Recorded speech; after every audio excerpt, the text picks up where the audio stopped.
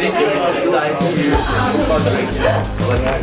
a pleasure to meet you all, and thank you, Elena, for the invitation, and Ali, and thank you for the introduction. Just a little bit of a correction. I am not in charge of all things ethical at IEEE. IEEE is a huge organization. It's got about 420,000 members in 160 countries. So there's a lot of ethics work, and I'm kind of like, if all the ethics work is up here, I'm like over here. But I do lead a program. I'm executive director of a program focused on the ethics of autonomous and intelligent systems, or artificial intelligence. We also have a chair for our group, but I'm executive director of that work. That work I lead.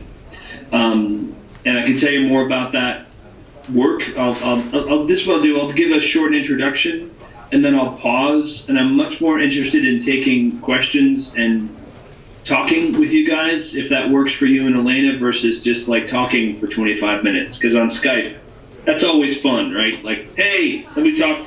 Yeah. Anyway, I came to IEEE because I'd written a book a few years ago called Artificial Intelligence, which is a pun. Sadly, I love puns. My kids mock me for it, who are 15 and 13. But at the time, actually, I wrote the book, I was frankly kind of scared. I had a lot of fear about artificial intelligence, not about killer robots, because, you know, if those happen, then that's easy. You're just dead. I don't think it will, by the way. I'm just saying, like, I don't want to worry about that too much, because if it's Terminator, there it is. My dad was a psychiatrist. He's passed away, but my dad was a psychiatrist, and what I understand is that these devices, even without artificial intelligence algorithms, and this is not the fault of technologists or whatever, we're already addicted, right? I am. I speak for myself. I'm addicted to the screen. And by addicted, I don't just mean like it's behavior or a choice. I mean, I know that after a while, you know, screens are designed to make dopamine in your brain kind of kick in, and it's literally an addiction, the same as caffeine or nicotine. Now, does that mean that technology is bad? Not at all.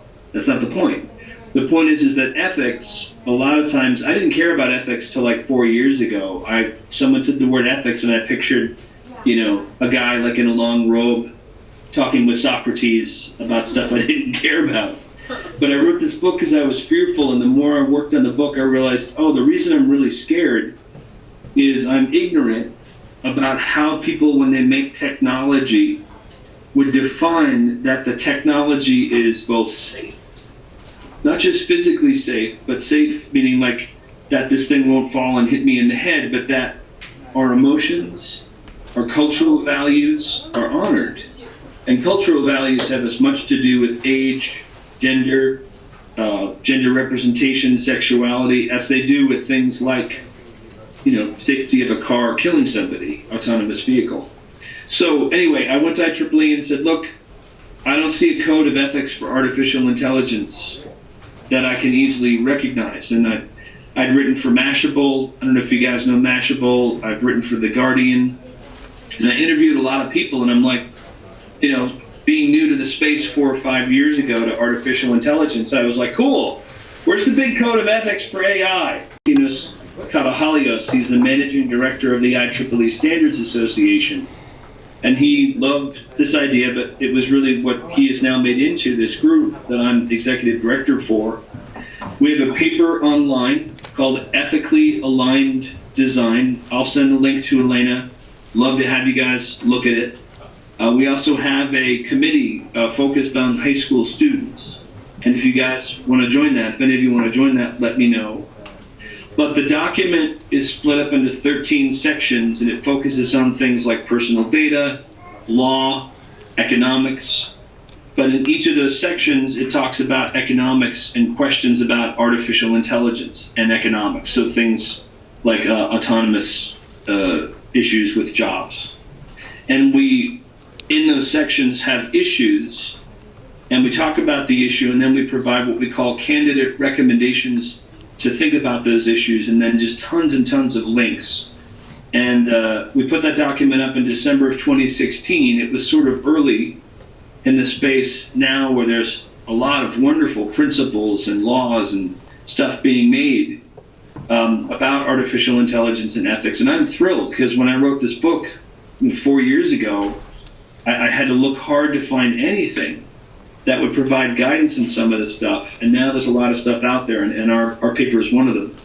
The other thing that we do is we create recommendations for standards. How many, just because I didn't know anything about standards like 3 years ago, who here knows anything about standards? Okay, and don't worry if you don't, because I knew nothing. But who here, I'm going to ask a dumb question I know the answer to, but what are you going to do? Who here knows what Wi-Fi is? Yeah, okay, there it is, thank you. I know, dumb question. Well, Wi-Fi was created because of a standard. IEEE created a Wi-Fi standard. What a standard means is a lot of people get in a room, 20, 30, 40, in this case about 200, and over the course of 2 or 3 years, before Wi-Fi was a standard that you would know to use when you go into a building like the BBC, all these people got together about 15 years ago and said, are we going to use Bluetooth? Are we going to use this, that? And someone said, I think it should be Wi-Fi.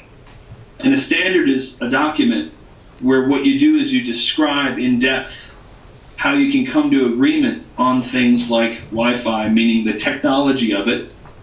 Wi-Fi has this level of a signal, yada, yada. And then also how it's common around the world. The fact, and this is kind of blew my mind because I kind of didn't care about standards 4 or 5 years ago. But now what a standard really means is, like, if I asked all of you, there's about, what, 20 of you there, to come up with a standard of what it means to be a teenager in 2018. It would be hard. You know, you'd take a while to do it, but after the 20 of you worked for, I don't know, 4 or 5 days, and you came to an agreement, an alignment on, say, like the top 10 principles of being a teenager or a young person in 2018, the 20 of you working together to agree on that stuff, that document becomes powerful. Because it means there's 20 people, you didn't necessarily agree on every little last thing, right? Consensus doesn't mean that 100% everyone agrees with every last thing. But consensus means you're proud to say, yes, this list of 20 things that teenagers feel in 2018, I agree with. And then that standard can be adopted by other teens around the world, as it were, because they trust you, because you're about their age, etc. Anyway, that's what a standard is. So we have about 250 people that created the paper that's now online, the second version. And we've expanded our membership. We now have over 1,000 people around the world, including places like China, Korea, Moscow, Brazil, Mexico, Thailand. Such an amazing, vast group of people. I'm just learning a ton, and I'm having a blast understanding not just what people think about the technology, but more about how they interpret through their values, how that technology will affect them and their family. Anyway, that was like a 7-hour introduction, so hopefully that wasn't too long. But I'll pause there and see if that made sense, and if you have questions, and I'm happy to go right to questions because I want to make this time, really valuable for all of you. Does that work? Any questions? About standards, about ethics, about John's work? I also play guitar, and I have the guitar with me, so if you want, I can just play songs. So Layla has a question. Layla. I have a question about ethics. So do you think it is ethically correct to allow the vulnerable to use artificial intelligence when they might think it's a real person, such as care bots with the elderly? Oh, that's a great question. My short answer is no. Now, I want to be clear, I'm speaking here as John, right? I always say this disclaimer, meaning I can't say that I'm speaking officially for IEEE and all that. But in our work, we have a section in ethically aligned design. I'd recommend you read. I'm sorry, what's your name? Layla. Layla? Yeah. Oh, cool. That's one of my favorite Eric Clapton songs. I'm sure you get tired of that, but it's a great song. That's what everyone says. It's fantastic. There's a section on affective computing, which I'm sure you probably know. Affective computing means human emotion or affect. And in Ethically Aligned Design version 2, there's some of the world's leading thinkers on effective computing. A woman named Rosalind Picard from MIT, she created the space of effective computing. She's a committee member. There's a wonderful woman named Joanna Bryson. I'm sure you've probably heard of her work, but if not, she's the chair. When a robot or a device is put into a physical location or a situation with people who are vulnerable, whether that's elderly, children, maybe people suffering from certain mental issues, those people, our work is about very, very clearly helping manufacturers, programmers understand that device can only go into a setting where not just the individual where that robot will be, but their families, their caretakers. Ethics, a lot of times for us, is not about morals, not saying you're bad, but more about saying that care robot going into the context of a vulnerable person means their caretakers must be given much more rigorous information about how that robot will interact with them emotionally. Their data has to be very taken care of, right? Data now, especially with effective computing in those robots, they're amazing at how quickly they can read very intimate facial expressions, even beyond what humans can read. If you're a geek like me, there's a guy named Paul Ekman who actually has mapped out, it's what most roboticists use, to map the human face, and he's got something called micro expressions. We as humans, like say someone says something negative, I might not go like this and make a big gesture, but my eyes may flicker, and there may be even a tiny, tiny movement in my eyes that you and me may not see. That micro expression, to your point about vulnerability, all of this stuff about humans, there's a lot of us that's sort of naked or exposed or vulnerable, even when we are not, quote, a vulnerable population. So it's sort of a long answer, but my point is we are very focused on saying, in the design stage, not just when the robot is sitting next to your grandma, in the design stage, you ask these questions more and more with greater diligence. You can not only avoid unintended negative consequences, you can also increase the positive. So where someone is vulnerable, like an elderly person, you can actually build more tools to help increase their well-being or flourishing or decrease negative stuff.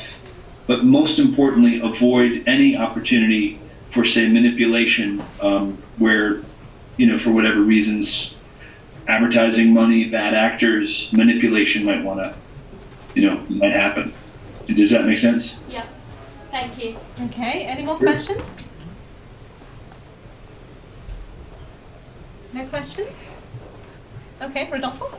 So, how do international standards take into account cultural differences? Great question. I was going to make a joke and say they don't. Just go with Europe's standards, and that would have been a joke. And a not funny one, so I'll move on. Anyway, international standards, the standards right now that we're working on with our working groups, first of all, anyone's invited from around the world. The challenge, though, is that the majority of the groups, people speak English in the groups. And I don't mean that means English is their first language. I mean, as a rule, all the groups take place in English, which already is a challenge because someone who doesn't speak English as their first language, then I'm always impressed with our members from, say, Japan or Brazil, where we're not speaking Japanese or Portuguese. I'm semi-fluent in Spanish, but I can't imagine having conversations about ethics in Spanish. I would just be like, Juan is guapo, Maria es bonita. I would have nothing to say. That said, where we can have conversations, a lot of our work, and if you get the chance to, I'd recommend there's a chapter in Ethically Aligned Design called Classical Ethics in Autonomous and Intelligent Systems. And we have people from Thailand, from Africa, and they talk about ethical traditions. Quick question, are most of you from the UK in the room? Most, yes. Okay, so by and large, in the UK and Europe and the States, I'll say we because I'm from the States, we have a Western ethical bias. And bias doesn't necessarily mean bad or evil, right? Bias just means that's who you are. It can be negative. You know, if you are racist and biased with racism, then that's something to address and eliminate, right? Of course. But I'm biased in the sense I'm from the United States. Doesn't mean that I'm pro-America, trying to not think about other people, but anyway, you just are born where you are. Like, you have bias, we're all biased, right? It's identifying how you're biased that also bias can move from being something that might be negative to being a synonym for your values. Anyway, that said, the classical ethics chapter, it's the first time I even heard about certain types of ethical thought, including, for instance, something called Ubuntu ethics. Ubuntu ethics come from Africa, and a lot of the focus of Ubuntu ethics is focusing on the collective well-being of a community before thinking about the individual. In the States, of the UK, and Europe, in general, a lot of our core values stem from the individual, human rights of the individual. It doesn't mean that others aren't thought of. It just means that even our bias, the way we think, tends to go from how do I take care of myself in one sense so I can take care of my family or others better. Where my understanding of Ubuntu ethics, that's not the paradigm of how people think. They think, first, is my community okay? And unless they're okay, then I won't be okay. It's almost not a reversal, but it's a lovely perspective that's quite different. And in that sense, when we create standards where there are people from Africa from an Ubuntu ethics tradition, at least we hope they do their best to explain what that means. Similarly, Shinto, the Shinto tradition in Japan, if you don't know it, I'd recommend you get to know it. It's fascinating. You'll hear a lot about in Japan that people in general are a lot more comfortable with the idea of robots or devices having a consciousness or sort of being more of a sacred object than, like right now I say we kind of are addicted to our phones, but this actual piece of hardware, as long as I can get a new one and transfer my data, then this becomes, the old phone in my drawer with 14 others, as compared to a device like my guitar that I've had since I was 13, which is sort of a sacred object. Anyway, Shinto tradition is really interesting to study because thinking about a human versus a machine, in America at least, it's fairly binary. I'm a human, that's a machine. Whereas in the Shinto tradition, and I won't give it the full honor it deserves, but there's much more of a melding of those, of who we are and what our devices are. Anyway, all that to say, the standards working groups, anyone's invited to come into them, and there's also standards group in China, for instance, that there they do speak Chinese because they are focused on standards in China. And standards can either be national, meaning focused on China, the States, whatever, or they can be global. In our case with IEEE, the standards are global, which is great in the sense that then we can have these cross-cultural conversations. The challenge is sometimes it takes longer to get conversations done because those paradigms, which I love, comparing those paradigms of thought are critical if you really want to have a standard that makes sense around the world. Okay, and before we end this call, I know you have another call to jump on. I have a question. So teenagers have been designing for 2 days now, challenges addressing issues such as fake news, mental health, education, and trust. So whilst they are designing their products, and they're still quite early on because tomorrow we'll have the third day devoted to design thinking and ethics, what considerations do you think they should take? What should they account for whilst they design their products addressing those quite significant challenges? Do you have any do's and don'ts that you could share and give them some advice on? Sure. Well, first off, congrats Have you guys been up for like 48 hours building, or is this like a hackathon, or what's the vibe? They will be working for 10 days. So today is day 2, tomorrow is day 3. So the whole program ends on the 31st of August with a demo day. So it's a 10-day program. But some of them I know would be up hacking all night. All right, so is Red Bull a sponsor for you guys, or? I think 2 things on a personal level, but I know we're focused on in our work. Data. Obviously, data is what is the backbone or at the heart of most devices or robots. I mean, robots are just the physical exoskeleton of an algorithm, right? Especially for young people, do not think that your data is just this sort of, tool that, I don't think you do, by the way, but I'm saying especially for young people, don't think, I can sign a consent form and that's cool, my data can be used here and here and here. Data, in aggregate, represents who you are. When people say, like, privacy is dead and all that type of thing, I hate those messages. I've been a personal data advocate for years. Right now, we're on Skype, right? We're in a Google Hangout. That's already sort of a manifestation of virtual reality, right? I focus a lot on augmented and virtual reality. So, in one sense, I'm an avatar right now. I'm sitting in Troy, New York in a hotel room. You're seeing my face and you trust, as I do, that I'm looking at people sitting in the UK.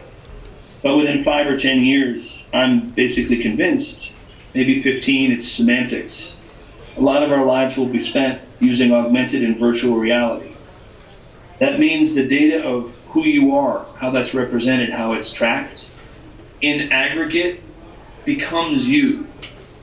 It is you.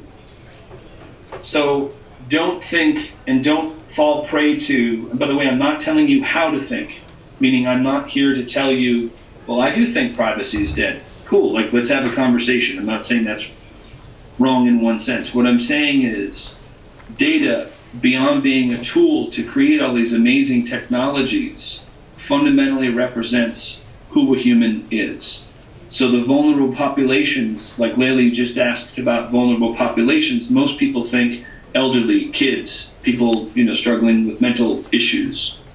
We are all vulnerable in terms of how our data today is accessed, in terms of the business models that have just sort of come into being, and things like GDPR, etc.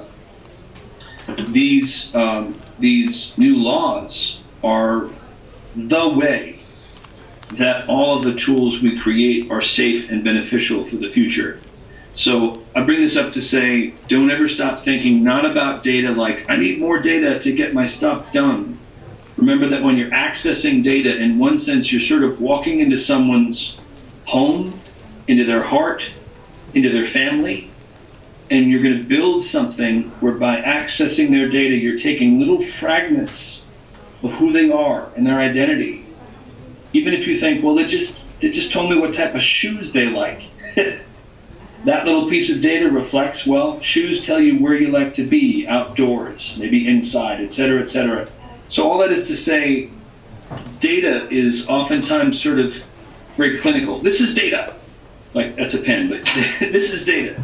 Whereas it represents us. So think about data in your work. I hope that helps in terms of the kind of philosophical aspect of data. And there's things now, I'm going to be at a conference next week in Finland called the My Data Conference. And if you get a chance, you can go to mydata2018.org, I think it is, and I'll send Elena the link.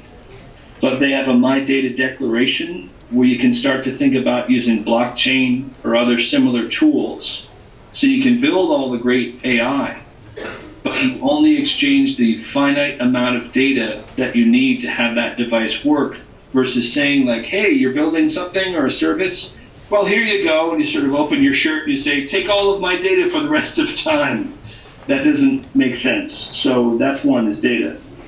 The other thing is I would be really thinking about economic issues that at my age, at 49, and as an American, were sort of drilled into me that are really kind of a concern. Meaning, gross domestic product, or GDP. Do you all know what GDP is? Yeah, just for interest. And by the way, I'll be done like in 5 minutes, so Elena, cut me off at whatever point you need to. But just for someone raise your hand, and if you would, describe what you think GDP is, because then I'll make my final point and leave you guys alone. Nikolai.